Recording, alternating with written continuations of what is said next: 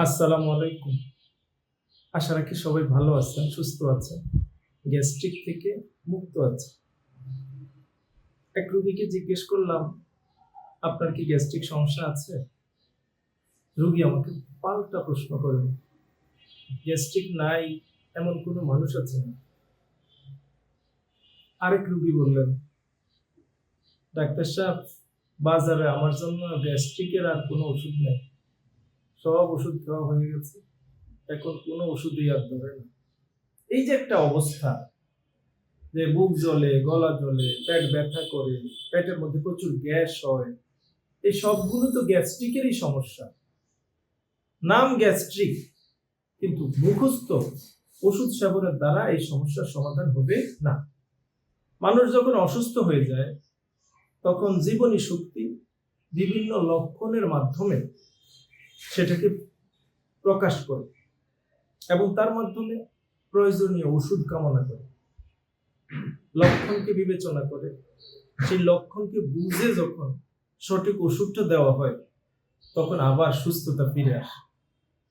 আজকে ওষুধ সেবনের কাজটা চলতেছে নামের উপরে।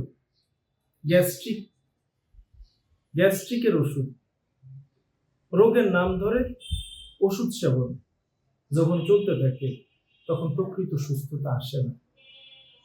প্রকৃত সুস্থতা তখনই আসবে যখন প্রত্যেককে তার লক্ষণ সমষ্টি বিবেচনা করে ওষুধ নির্বাচন করা হবে, তখনই প্রকৃত সুস্থতা আসবে।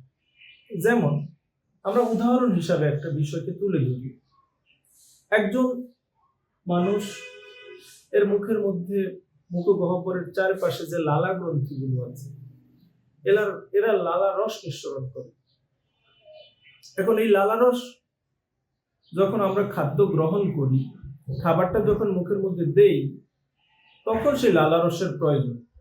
লালা রস খাদ্যকে ভিজায়, খাদ্যকে পিচ্ছিল করে, এবং লালা রসের ভিতরে যে এনজাইম থাকে, টায়ালিন এবং মল্টেজ, এরা খাদ্য পরিপাক করে। কিন্তু আমরা যখন ঘুমিয়ে থাকি, তখন তো আমাদের মুখে কোনো খাবার থাকে না, তাহলে ওই সময় তো লালা রসের কোনো প্রয়োজন নেই। কিন্তু অনেক মানুষের দেখা যায় যাদের ঘুমের মধ্যে মুখের থেকে লালা পড়ে, বালিশ ভিজে যায় লালা রস। তাহলে এই যে একটা লক্ষণ, যে ঘুমের মধ্যে মুখ থেকে লালা পড়ে, তাহলে বোঝা গেল তার লালা গ্রন্থি অসময়ে লালা রস নিঃসরণ করতেছে। এটা তার অসুস্থতার লক্ষণ। তার চিকিৎসার ক্ষেত্রে এই লক্ষণটাকে আমাদের গ্রহণ করতে হবে। আমাদের পাকস্থলীর ভিতরে যে গ্যাস্ট্রিক রস নিঃসৃত হয়, সেই গ্যাস্ট্রিক রসের মধ্যে হাইড্রোক্লোরিক অ্যাসিডও থাকে। এখন এই অ্যাসিড আমরা যে খাবার গ্রহণ করি, সেই খাবারের মধ্যে যে সমস্ত জীবাণু থাকে, বাইরের থেকে যারা প্রবেশ করে, সেগুলোকে ধ্বংস করে এবং পাকস্থলীর পরিবেশটাকে অম্লীয় করে, এবং পাকস্থলীতে যে সমস্ত এনজাইম ক্রিয়া করে তাদেরকে সক্রিয় করে। অর্থাৎ পরিপাকের জন্য এই হাইড্রোক্লোরিক অ্যাসিডটা দরকার, প্রয়োজনীয়, কিন্তু এটা তো দরকার হবে খাদ্য গ্রহণের পরে। অর্থাৎ মুখ থেকে খাদ্যটা যখন পাকস্থলীতে আসবে, তখন অ্যাসিড দরকার। কিন্তু যখন আমরা অসুস্থ হয়ে যাই, তখন এই হাইড্রোক্লোরিক অ্যাসিড নিঃসরণের কোনো সময় থাকে না। যখন প্রয়োজন নাই, পাকস্থলীর মধ্যে যখন কোনো খাবার নাই, তখন অ্যাসিড নিঃসরণ। এখন পাকস্থলীতে যখন খাবার থাকে না, তখন যদি পাকস্থলীর দেয়াল থেকে এখানে অ্যাসিড আসে, তো সেই অ্যাসিড তো উপকার করবে না, বরং ক্ষতি করবে।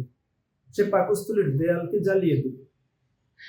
এই জন্য আমরা খাদ্য গ্রহণের ব্যাপারে যদি সময় নির্ধারণ বা সময় মতো যদি আমরা খাদ্য গ্রহণ না করি, আমাদের খাদ্য গ্রহণের সময় যদি ঠিক না থাকে, তাহলে পাকস্থলীর দেয়ালের ভিতর থেকে হাইড্রোক্লোরিক অ্যাসিড ক্ষরণের সময়ও ঠিক থাকে না, অনিয়ন্ত্রিত হয়ে যায়, অসময়ে অ্যাসিড নিঃসরণ হতে থাকে, পাকস্থলীর দেয়ালকে জ্বালাইতে থাকে।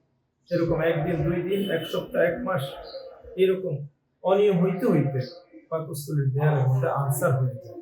আমাদের এই পাকস্থলীর মধ্যে এসিড প্রয়োজন, কিন্তু সেটার তো নির্ধারিত মাত্রা আছে। যদি অধিক পরিমাণে অ্যাসিড নিঃসরণ হয়, তখন দেখা যায় সেই অ্যাসিড এই পাকস্থলী থেকে অন্য নালীর দিকে বাড়তে থাকে। তখন অনেকে বলে যে আমার গলা জ্বলে, অনেকে বলে যে আমার চুকা ঢেকুর উঠে। অনেকের মধ্যে এই তথ্য পাওয়া যায়। অনেকে বলে যে আমার এই পাকস্থলীর ভিতরে খাবার গ্রহণ করা মাত্র, খাবারটা খাইলাম, পেটে গেল, অল্প একটু খাবার খাওয়ার পর মনে হইল যেন আমার পেটটা ভরে গেছে। আমার পেটে এত গ্যাস হয়, পেট ফেপে থাকে, প্রচুর পরিমাণে গ্যাস পাস হয়, বায়ুপথে বের হয়। আবার অনেকের বলে যে প্রচুর ঢেকুর হয়, এই গ্যাস উপরের দিকে উঠতে থাকে। অনেক মানুষ এরকম আছে এই কথা বলে, আমি খাবার খাওয়া মাত্র, খাবার শেষ হইতে না হইতে আমার টয়লেটের ব্যাগ হয়, খানা খেয়েই টয়লেটে দৌড় দিতে হয়। আবার আরেকজন বলে যে আমার কয়েকদিন, 3-4 দিন 5 দিন পর একবার টয়লেটের ব্যাগ, তারপর সে টয়লেটে যায়। কত বিপরীত ধর্মী লোক। আরেক রোগী বলে যে আমার প্রচন্ড টয়লেটের ব্যাগ হয়, টয়লেটের দিকে যাই, যাইতে না যাইতে টয়লেটের ব্যাগ চলে যায়, আর টয়লেট হয় না। এগুলো খুবই গুরুত্বপূর্ণ লক্ষণ ওষুধ নির্বাচনের জন্য। এই জন্য আমরা তো রোগীর এই আঙ্গিক লক্ষণগুলোকে নিব তার চিকিৎসার জন্য, আর তার সুচিকিৎসার জন্য এবং স্থায়ীভাবে সুস্থতার জন্য এই রোগীর মানসিক লক্ষণগুলোকেও নিতে হবে এবং তার সার্বদৈহিক লক্ষণগুলোকেও নিতে হবে। একজন রোগী তার গরম সহ্য হয় না, একেবারেই সহ্য হয় না, তার শরীরে জ্বালা পোড়া করে, হাত পায়ের তালু জ্বলে, মাথার তালু জ্বলে, প্রচন্ড গরম, তার প্রচুর পরিমাণে ঘামায়, হাতের তালু ঘামায়, পায়ের তালু ঘামায়। এবং কিছু মানুষ আছে এই কথা বলে তার ঠান্ডা সহ্য হয় না, একেবারেই ঠান্ডা সে সহ্য করতে পারে না। লবণ খাওয়ার অভ্যাস আছে, প্রচুর পরিমাণে লবণ খায়। পানির পিপাসা কেমন, গরম ঠান্ডা সহ্য হয় কেমন, কাঁচা লবণ ভাতের সাথে খায় কি খায় না, এই সমস্ত এই সার্বদৈহিক লক্ষণগুলি আমাদের অত্যন্ত গুরুত্বপূর্ণ রোগীর জন্য সঠিক ওষুধটা নির্বাচন। এই জন্য যখন আমরা রোগীর মানসিক লক্ষণ নিব, তার সার্বদৈহিক লক্ষণগুলোকে নিব এবং তার গ্যাস্ট্রিকের সমস্যাগুলোকেও আমরা ভালোভাবে জেনে নিব, তখন লক্ষণ সমষ্টি নির্ধারণ করে তার জন্য সঠিক ওষুধটা নির্বাচন করব এবং সেই ওষুধটা তাকে শক্তিকৃত অবস্থায় সূক্ষ্ম মাত্রায় প্রয়োগ করব। তাহলে এই রোগীর গ্যাস্ট্রিকের সমস্যাগুলো চলে যাবে এবং শুধু সাময়িকভাবে যাবে না, ইনশাআল্লাহ স্থায়ীভাবে রোগী সুস্থ হবে।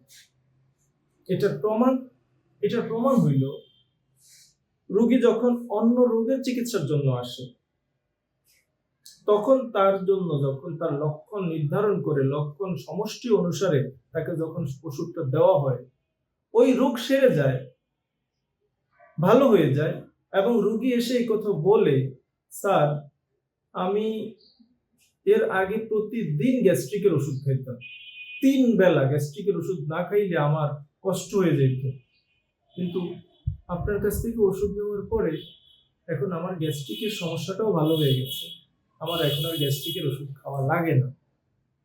তাহলে অন্য রোগের চিকিৎসা নিতে যায় রোগীর যদি গ্যাস্ট্রিক ভালো হয়ে যায়, রোগী যখন শুধু গ্যাস্ট্রিকের সমস্যার চিকিৎসা নিবে, তখন তো আমরা আশা করব অবশ্যই তার গ্যাস্ট্রিক স্থায়ীভাবে আরোগ্য হবে, রোগী স্থায়ীভাবে সুস্থতা লাভ করবে।